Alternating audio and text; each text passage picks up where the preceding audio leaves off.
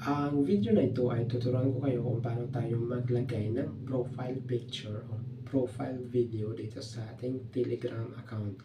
So, open natin yung Telegram account natin.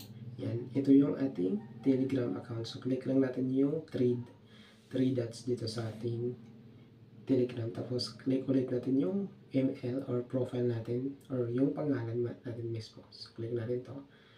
Yan. Tapos, set profile picture. Ito yung i-click natin para mag-set tayo ng profile picture natin or video. So, choose photo or video. So, may dalawa tayong options. Tap allow to access camera or dito sa ating gallery. So, dito tayo sa gallery. Maghanap tayo ng picture natin sa gallery or dito or sa mag-picture tayo mismo sa ating camera. So, dito ay maghanap tayo ng picture natin. So, ito yung ating gusto. Yan.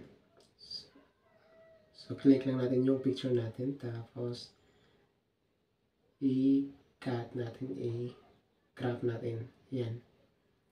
Dapat, i-click natin yung check. Click lang natin yung check. Tapos, ito na yung ating profile picture dito sa ating Telegram.